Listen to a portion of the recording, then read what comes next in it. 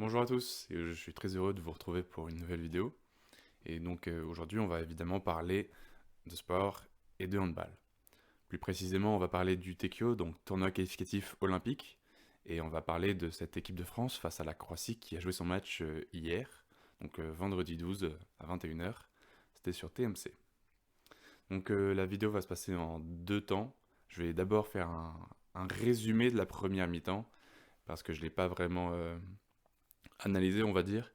Et ensuite, on va vraiment analyser la deuxième mi-temps dans laquelle je fais tout un petit récapitulatif de chaque action. Et le match est quand même très intéressant en deuxième mi-temps. Et c'est donc parti pour la première mi-temps. Alors, durant la première mi-temps, on va avoir un début compliqué en attaque pour les deux équipes. C'est-à-dire que la Croatie va défendre en 5-1 et nous, on va défendre en 6-0. Et durant 5 minutes, il va y avoir que très très peu de buts, hein. C'est compliqué, les attaques n'arrivent pas, les défenses sont plutôt bien en place, même si, surtout la Croatie, j'ai trouvé. La France, on avait encore un peu de mal, mais bon, voilà, hein.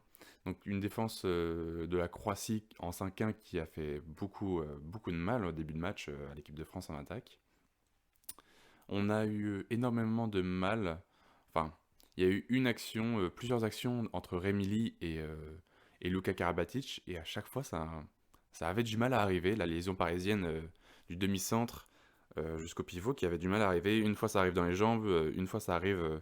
Une fois, Luka fait une moufle, et alors que, contrairement à la liaison barcelonaise Dicamem-Fabregas, là, on va avoir de vraies actions de jeu entre les deux joueurs, donc la lésion est bien établie. On va observer un Marin Chego complètement absent. Il fera un arrêt dans la mi-temps, ce qui est catastrophique, hein, faut se le dire. Il a vraiment été pas là, on l'a pas vu. Vincent Gérard a fait un bon début de match, et puis il s'est complètement éteint. Il a fait vraiment des très bonnes parades, notamment une première parade au grand écart sur un tir de Martinovic, je crois. Alors je ne suis clairement plus sûr, mais un arrêt en grand écart qui était très très beau. Ensuite, on va arriver vers la 25e minute et Martinovic va nous mettre des buts sans aucune contrainte et au poste d'arrière gauche. C'est-à-dire qu'il va prendre son élan et il n'y aura personne pour l'arrêter. Il sera tout seul et ça montre bien les difficultés en défense de la France. Je veux dire, il n'est pas touché. Timothée Nguessan, qui est son vis-à-vis, ne fait rien. Enfin, il a les deux pieds cloués au sol. Il lève parfois un peu les bras, mais bon, voilà, c'est très très très critiquable. En attaque, bah, c'est pas huilé, toujours un gros problème de la France. On a du mal, on n'y arrive pas. Il n'y a pas le déclic. Donc après, toujours vers la 25e, on va avoir l'entrée de Quentin May, qui va mettre un premier but, et puis après il va louper deux tirs. Euh, voilà. Parce qu'en attaque, ça pareil, ça a du mal.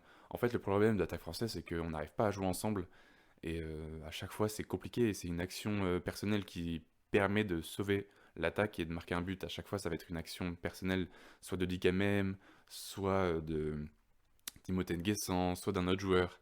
Bref, ou Quentin Mahé quand il arrive à marquer. Mais en première mi-temps, c'est vraiment compliqué. Et puis en défense, on met toujours pas assez d'impact. Et le jeu en attaque n'est pas huilé. Donc c'est vraiment dur. Souvent, en première mi-temps, ça va être Dikamem, notre sauveur en attaque. Et il va mettre des buts essentiels et incroyables. Il va mettre vraiment des beaux buts. On se pose derrière. Voilà. On arrive vers la fin de la mi-temps. Vincent Gérard est à 4 arrêts sur 14 tirs. Donc voilà. À 13 secondes de la fin, la France va mettre un temps mort. Et c'est encore une fois pour pouvoir lancer. Il me semble qu'il y a 15-11. Et là, temps mort de l'équipe de France, 13 secondes à jouer. Et là, bien évidemment, on met un enclenchement pour le joueur fort de la première mi-temps. Et c'est évidemment dit quand même, qui se lance et qui marque son but. Alors le résumé de cette première mi-temps est vraiment mauvais, hein, je veux dire, en attaque c'est que des attaques, c'est que des actions personnelles qui nous permettent de nous libérer. En défense on n'est pas bon, mais pas d'impact. On a vraiment du mal, c'est pas huilé, pareil, les joueurs jouent pas ensemble. Mais le point positif que j'ai trouvé, c'est que les ailiers à chaque fois sont bien trouvés de l'équipe de France, et c'est vraiment, je trouve un bon point. Bon, forcément, il n'y a pas tous les buts qui rentrent, mais c'est c'est un bon point à souligner. Alors qu'en face, la Croatie joue très très peu avec leurs alliés, je trouvais, à part Kupic de temps en temps. Mais comparé à l'équipe de France, je trouvais que c'était un peu flagrant. Nous en avons donc fini avec cette critique de la première mi-temps. On va donc passer à la deuxième mi-temps. Et là, ça va être une analyse qui est beaucoup plus descriptive, parce que le match va vraiment commencer à être très très intéressant. Et donc j'ai vraiment fait une analyse très descriptive en décrivant les actions, en essayant du mieux que je peux, surtout le score et les enjeux qu'il y a. Donc en deuxième mi-temps, Hugo Descar entre, Valentin Porte aussi, donc tous les deux au poste d'ailier, et Vincent Gérard se fait remplacer par Yann Gentil. En attaque, on a toujours autant de mal, je veux dire, c'est toujours autant compliqué, mais encore le point positif, c'est qu'on arrive à trouver les ailes. Mais mon Dieu, qu'est-ce que Hugo Descar va avoir du mal face à Pesic. Il va se faire manger. Euh, c'est terrible. En défense, Sindrich va nous faire extrêmement mal. Sindrich est tout simplement monstrueux. Et bah, ce qui est aussi responsable de ça, c'est que l'activité défensive de la France n'est toujours pas présente. En attaque, durant les premières minutes, toujours ça va être vraiment des, des actions personnelles qui vont soulager l'attaque et il n'y a pas de but sur de vraies combinaisons. En défense, on a toujours les deux pivots au poste de 3-3 pour la charnière centrale. Donc ça, elle a été bonne, mais il y a des fois ça a éclaté vraiment, c'était pas fou. On observe le premier arrêt de Yann Gentil à la 33e minute. Donc cet arrêt qui fait vraiment du bien, je veux dire, je sais plus combien, on est à 12-15 ou on est un peu plus, je crois, pour chaque équipe. Et Hugo Desca qui va faire deux échecs consécutifs. Euh, voilà, ça fait vraiment mal à la tête. Je veux dire, il se loupe deux fois alors qu'à chaque fois il a vraiment de l'angle. Mais Pessi, tu vas le manger, hein, clairement. Il est rentré dans sa tête, c'était terrible. On revient en défense et le manque de cohésion, toujours. Et à chaque fois, en fait, la défense elle éclate, ce qui fait qu'on laisse des joueurs tout seuls en un contre un face à Sindrich, Martinovic. Je veux dire, enfin voilà quoi. Ça le fait pas, hein. Clairement, on peut pas défendre comme ça. Donc forcément, on va se prendre des buts. Et à un moment, je ne sais plus quelle minute c'est, mais Yann Gentil fait un arrêt second poteau sur Martinovic. Et après, derrière, il y a Quentin Mahé qui va marquer la conversion en contre-attaque sur jeu rapide.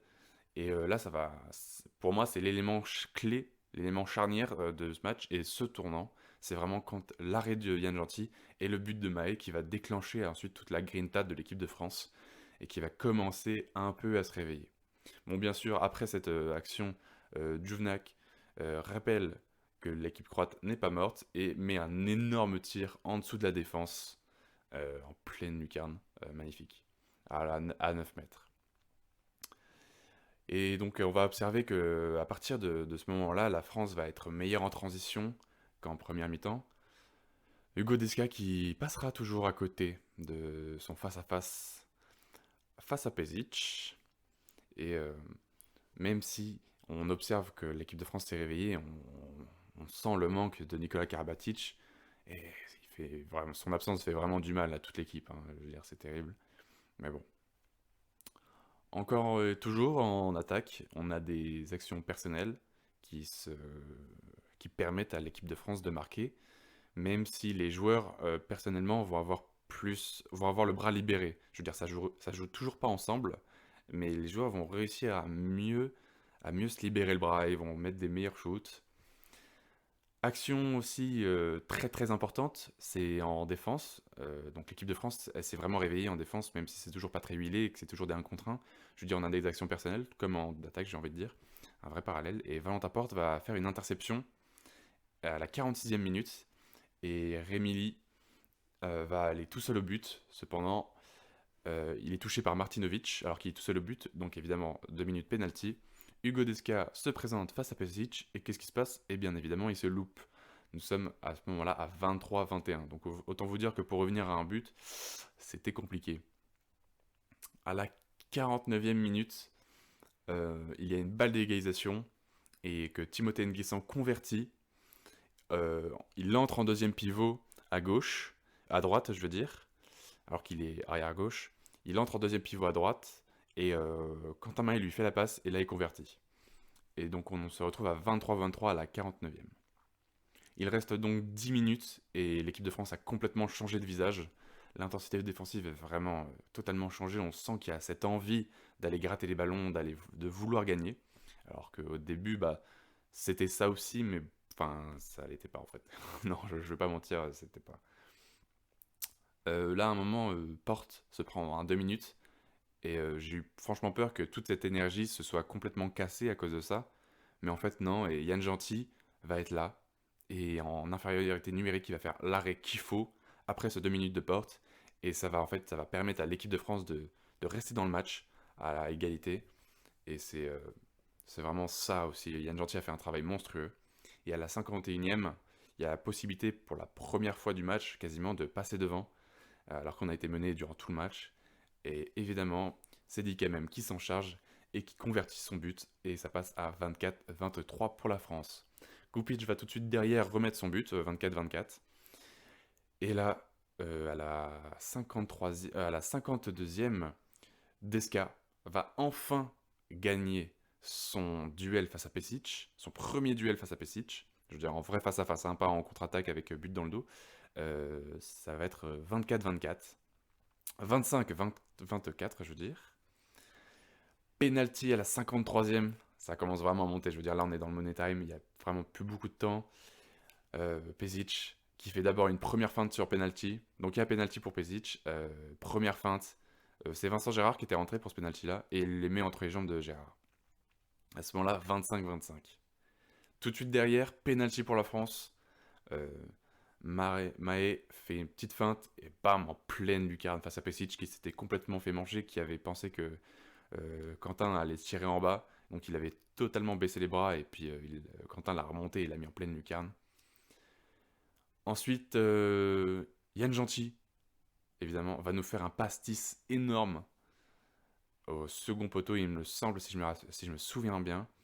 Et Ludovic Fabregas va convertir la montée de balle et on passe à 2 buts, donc à 27-25. À ce moment-là, il y a un penalty qui est provoqué après quelques attaques, il y a un penalty qui est provoqué et on a la possibilité de passer à plus 3. Et Quentin Maé va convertir ça et donc on passe à 28-25. Tout de suite derrière, encore penalty pour la Croatie. Kupic le marque, il y a 28-26, il reste 3 minutes. Et donc là, on se dit, ah, c'est vraiment chaud, faut pas faire de conneries. Et là, on est en attaque. Et là, bam, Kupic intercepte la balle. Là, on se dit, oh punaise, c'est fini. Enfin, ça va revenir à 28-27, ça va être très très chaud, va falloir vraiment pas abuser. Mais c'est sans compter le travail énorme de Yann Genty, qui est en face à Sterlek, qui en pleine contre-attaque. Yann Genty qui va faire cet arrêt énorme, même si on va pas se le cacher, c'est extrêmement mal tiré de la part de Sterlek. Je sais pas ce qu'il a fait, mais il la met en plein biceps de Yann Genty. Et donc parade monstrueuse à 6 mètres. Et qui permet de rester à 28-26. Et là, on reprend un troisième but d'avance. Et il reste 2 minutes. Et là, ça va commencer à être le festival. La France va complètement se libérer. Et on va avoir vraiment de belles actions. Le Richardson va mettre des lucarnes incroyables sur une passe de Quentin Mahé. Yann Genty va faire un arrêt alors qu'il reste 30 secondes, 29-26. Et Richardson qui remarque derrière, Richardson qui s'est réveillé, qui a été en feu sur la fin. Et donc pour marquer le 30e but. Ensuite, donc voilà, le score est fini, le temps est fini, les 60 minutes sont écoulées. Et là, bon, à la fin, il y a une action, je veux dire, il y a un coup franc direct qui est tiré mais qui va servir à rien, de la Croatie. Mais bon, voilà, quoi, je veux dire, c'est juste là. Mais donc tout ça pour retenir que la France a gagné un match avec un retournement de situation énorme, donc ils ont réussi à être présents dans les bons moments. Alors qu'en première mi-temps, je veux dire, on s'est complètement fait dominer. À la mi-temps, on perdait 12-15 et on gagne 30-26. Je veux dire, c'est énorme. La Croatie n'a marqué que 11 buts en deuxième mi-temps. C'est déjà pas mal, mais voilà, quoi, on a vraiment réussi à. Enfin, la France a vraiment réussi à retourner le match et à développer cette Greta. Et je pense totalement que c'est dû à l'arrêt de Yann Genty, puis derrière à la conversion de Quentin Mahé qui a vraiment Ça a vraiment galvanisé l'équipe, et c'est vraiment parti de là. Donc on peut dire merci à Quentin Mahé et à Yann Gentil qui ont été deux éléments essentiels, même si évidemment Dikamem a été incroyable. Dikamem, joueur, je sais pas comment on ferait sans lui, honnêtement. Bref, voilà. On va passer outre le match de Vincent Gérard et espérons qu'il l'oublie pour qu'il revienne à son meilleur face à la Tunisie et au Portugal. Donc ce sont les deux matchs restants pour le TQO. Donc la Tunisie, c'est à jouer ce soir, donc le samedi 13, excuse-moi. Donc match évidemment important, la Tunisie qui a perdu son match face au Portugal dans le TQO de -7 il me semble. Et donc samedi la Tunisie et dimanche le Portugal. Donc on va pas se mentir qu'il faut assurer face à la Tunisie, mais il faut rester en forme pour le Portugal parce que c'est vraiment l'équipe peut-être avec la Croatie qui fait le plus peur. Parce que la Tunisie, bon, c'est une bonne équipe, hein, je veux dire, mais c'est la Tunisie quoi. Et donc voilà, on va espérer que les joueurs savent se gérer et arriver en forme face au Portugal tout en maîtrisant le match de la Tunisie et en gagnant. Voilà, en espérant que ça vous ait plu, je vous souhaite une très très bonne journée et évidemment à demain pour le débrief face à la Tunisie. Merci beaucoup de votre écoute.